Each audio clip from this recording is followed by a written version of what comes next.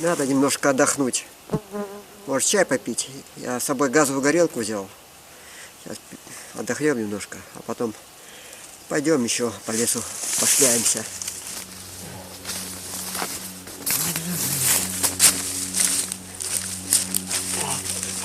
Вот здесь сядем поудобнее хотя бы немножко удобнее сядем. Вот так.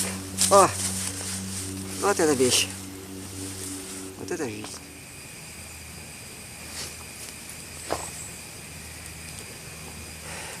Хорошо, спокойно. В осеннем лесу. Осень, осень. Красота. Закипело у нас.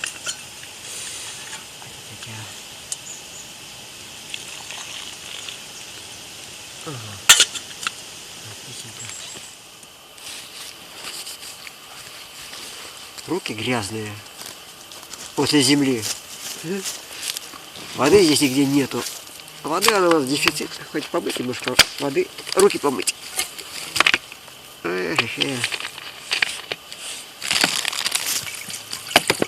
Собачку напоить. Собачка уже что-то нашла. А не я. Ладно. Вот так.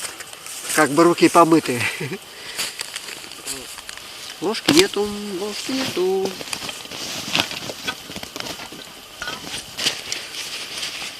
А ведь была ложка, была. Я ее ложил.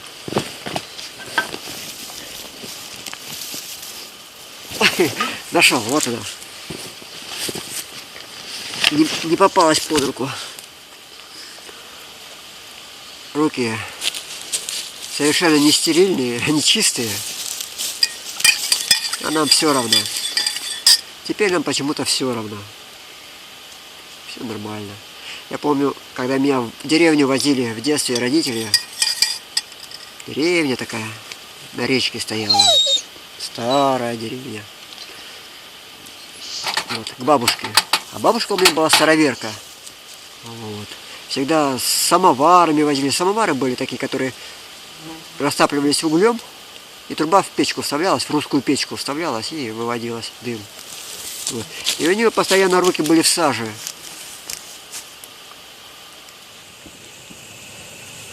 Ну вот, начал варить суп, и собака успокоилась. Типа, все нормально. И вот, когда бабушка ставила на стол еду, я всегда отодвигала и кричал: не буду бабушкину еду есть, у нее руки грязные. Вот такая у меня была версия, что раз грязные руки у бабушки, и она вся в саже перепачкана, значит и еда невкусная. Но это, конечно, было не так. У бабушки был свой дом, прямо на отшибе деревни стоял. Там 3 комнатки были, маленькие-маленькие комнатки такие. Вот русская печка посередине стояла. Мы на русской печке спали. Так здорово, горячо. Ну и тепло заодно. Вот, сани были свои. Тут же рядышком и грибы росли, и ягоды росли. Все. Лодка была, баня была. Мне очень нравился запах в деревне. Почему-то запах бани. И запах мотора. Вот там на моторных лодках ездили. Ветерок 8 был тогда еще, ветерок 12, и лодки деревянные. И запах бензина, 72-го бензина, почему-то нравился. Пусть некоторые люди радуются. Ну вот. Нет, не то, что нравился, он просто запомнился, этот запах бензина, очень сильно, 72-го.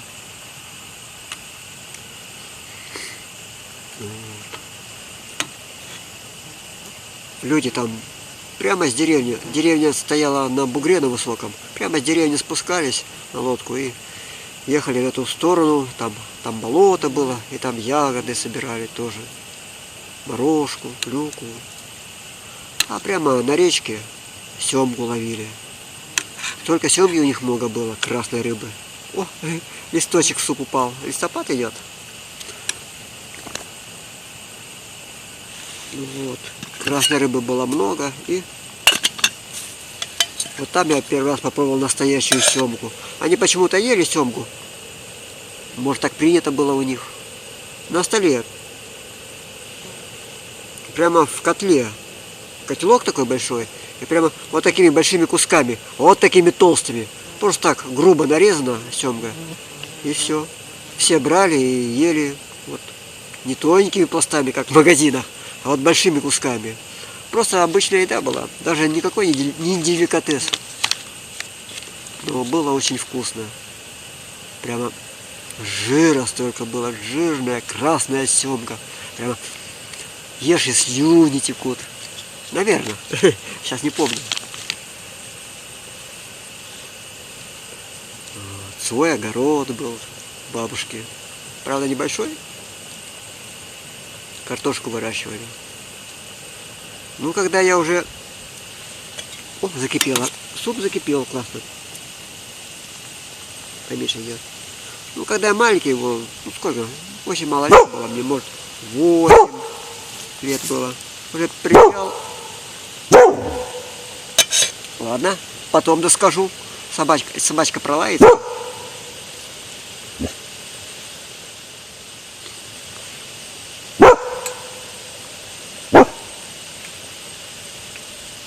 И осенний ветер очень странным кажется. Когда ветер осенний идет, и листья скидывает. И она смотрит на верхушки, очень странно лает.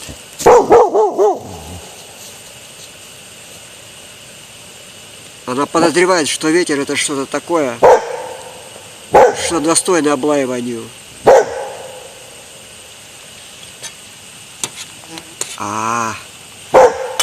Варится супец. Вот. Бабушка, ее звали Таисия. Бабушка Таисия. Красивое имя. И вот она прожила 100 лет. Она, наверное, и не знала, с какого года рождения, но мы считаем, что она 100 лет прожила. Вот. Она приезжала даже к нам, нянчилась со мной, когда я маленький был. Никому не давала. Вот. Это еще до того, как мы ездили в гости к ней, к бабушке. И с деревни всегда присылала посылки. Вот. Старые советские посылки, знаете, такие были из ДВП сделаны ящики такие. И там постоянно варенье, сухие грибы были. И не в банках посылали, а в мешках целлофанных. Много-много целлофанных мешков. И всегда еще положены конфеты немножко. Вот. Какие-то деревенские конфеты, сосательные такие, которые все в деревне обожают. Да и мы любили тоже. И вот мы очень часто получали такие посылки с вареньем, с черникой, с грибами. Хотя мы и сами это делали, но вот такие посылочки были. И мы что-то посылали. Я просто запомнил запах посылок. Когда открываешь посылку, она всякими маленькими гвоздиками забита, все такая уже посылка. Много раз туда-сюда ходила, и то на одной стороне написано адрес. Переворачивали посылку, на другую писали адрес, потом крышку переворачивали, снова писали адрес, посылали. Вот такая экономия была в советское время насчет посылок. И вот этот запах внутри, когда открывают посылку, вот этот запах деревни, запах какой-то невероятный запах избы. Там избы, дерева, вот быта вот этого деревенского, простого. Удивительно. Такого запаха уже нету.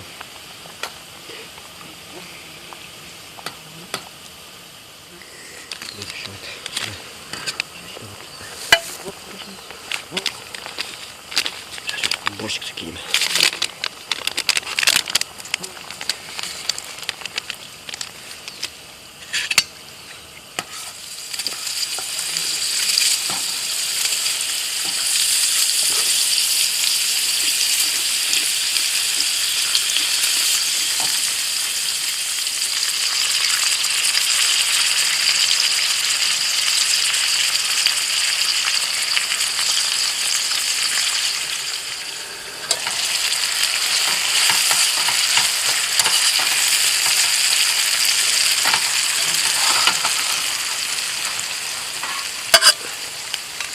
Ну все. Вот это все. Ай.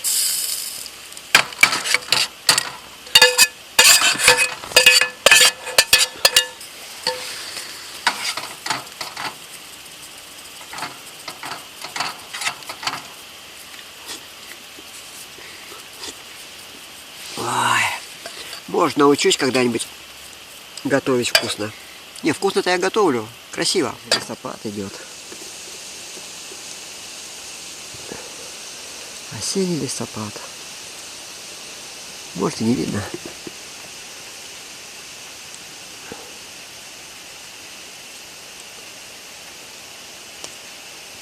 Листопад, листопад.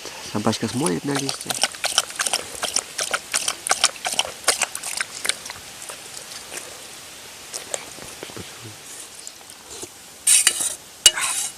Вкусно получилось. Суп вкусный. Собака-то наконец дождалась. Но все ждала, когда сварится. Ходила тут. Все возле костра лежала. Сейчас поест и начнет бегать. Довольна?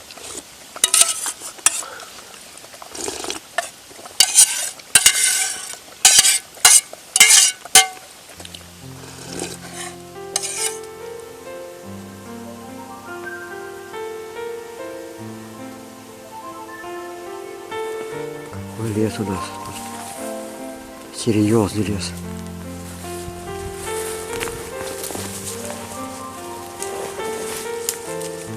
На бугору сюда уходит лес.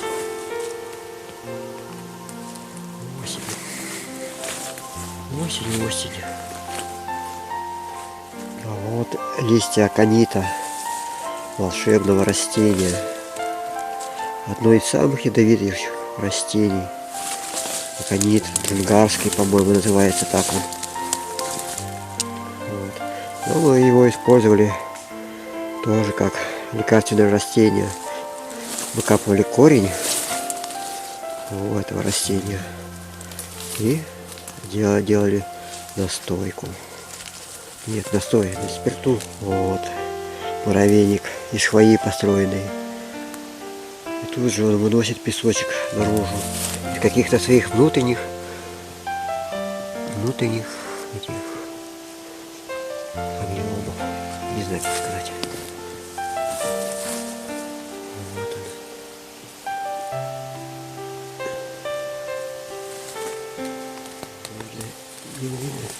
Ягода. Вороний глаз. Вороний глаз ягода. Тоже ядовитое растение. Осины растут. Осиновый лес. В этом лесу лет 10 назад встретились с медведем. Вот. Я с собачкой был. И лет здесь раньше еще. Собачка уже мне подросла. Не раньше, а позже. Это может, не знаю, лет 6 назад. Иду себе. Раз. Вижу, что-то такое. Какая-то куча большая. Огромная куча. Что-то шевелится такая вся. Вот. Я первый медведя увидел. Это был медведь. Смотрю, он ест, там ковыряется, ест. Я остановился. Ну, ни страха, ничего не было такого. Достал фотоаппарат, у меня фотоаппарат был. И начал фотографировать просто. Он меня даже и не видел. Потом прибежала собака, увидела медведя. Как разлаялась на него. И пятится задом, и меня толкает. Говорит, пойдем домой, что ты тут делаешь? Пошли домой, пошли скорее домой. Вот, собака меня. Я, конечно, ее послушался. Вот. Ну, медведь, когда услышал собаку, он встал. Раз такой в недоумении, поднялся на задние лапы. Худой такой, худющий. Наверное, выше меня, наверное, на голову. Вот, увидел меня и собаку. Мы посмотрели друг другу в глаза. И как бы очень много чего поняли. Вот. Медведь развернулся и пошел. Пошел себе преспокойненько дальше. Вот. Мы не пересекались пути наши. Поэтому мы тоже развернулись и пошли домой спокойненько. Не домой пошли, а пошли дальше в лес, другой стороной. Мы не стали ни его преследовать, ни он не стал нас преследовать. Мы просто поняли, что мы как бы местные жители здесь, и как бы никакой конкуренции нету среди нас, что мы так похожи друг на друга, что люди, что медведи. Как-то в одном взгляде мы очень много прочитали друг у друга всяких вещей. Вот и просто разошлись спокойненько, и все. Вот такая была встреча у меня в этом лесу с медведем. Ну, здесь они живут, медведи, просто не попадаются людям. А так случайно он попался, случайно он увидел, просто он меня не видел. Я первый его увидел. А если бы он первый меня увидел, конечно бы, он ушел, а не попался бы на глаза. Вот такие у нас дела медвежьи. Собачка-то их чует и видит. Это я их не вижу, нифига.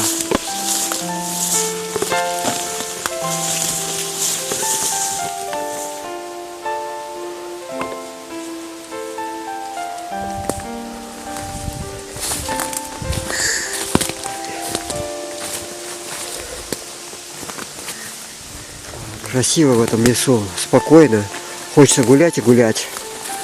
Но мы знаем, что это место посещаемое очень серьезными зверями. Так что просто приятно здесь находиться.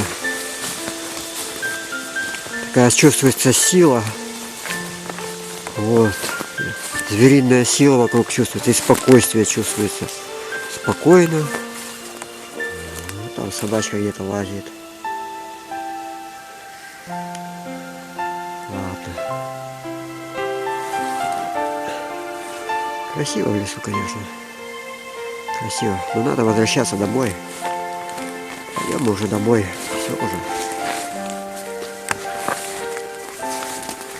Вот и гнездо. Старое гнездо. Старое маленькое гнездышко.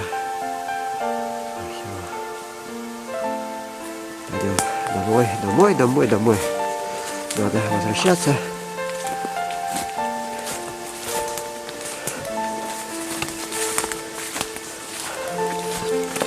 Корней майного корня накопали сколько надо. Здесь у нас просто плантации. Мы каждый год с собачкой приходим сюда. Вот, и копаем корни. Здесь хорошие корни. Хорошие растения. Они легко собираются. Не такие грязные. Мы просто гуляем в этом лесу, потому что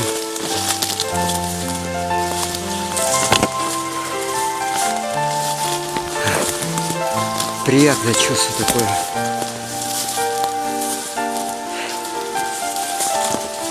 Чувство всеохватывающей такой силы и настороженности какой-то.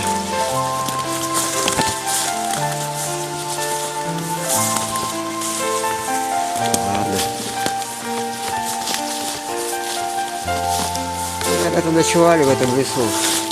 Ну, отсюда немножко в стороне мы тоже встретились с каким-то существом ночью.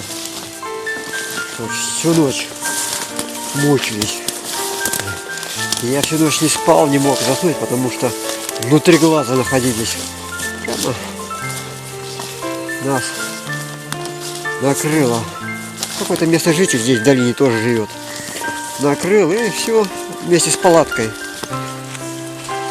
И все. И всю ночь как будто внутри глаза огромного со всех сторон все на тебя смотрит. Ну, я не спал, я всю печку топил в палатке. Вот. А собачка вся на этих была.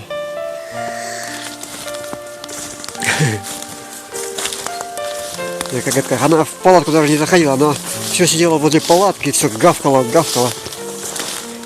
все рычала, гавкала возле палатки всю ночь. Так и не зашла ни разу. Вся была на стреме. Ну и я не спал, конечно, всю ночь. Вот. Потом ночь была звездная, темная. И не уйти было с этого места. Ну, нам пришлось вот ждать утра, до утра, пока расцвело. Ну уж хорошо, что у нас печка была. Хоть было чем заняться ночью. Красота. Расцвело, и мы пошли уже, поели, попили, быстренько слиняли с этого места. Потому что, когда светло, сила внимания внутреннего ослабевает. Вот, и как бы все нормально становится. А ночью, конечно, напоролись мы. Значит, не там встали на ночевку, а на чужое место встали. Потому что это место было уже занято кем-то. Одним из невидимых жителей леса. Это не страшно, мы это знаем, это как бы часто бывает такое из-за своей неосведомленности. Ну, бывает и бывает. Главное не впасть в панику и не делать лишних поступков ненужных, которые бы привели к трагедии, травмы или к смерти. Это так нормально. Но сильный лес, конечно. Ого, вон там уже мы уже пришли уже. Там уже рюкзак наш, место наше. Сейчас все, пойдем домой. Домой и только домой.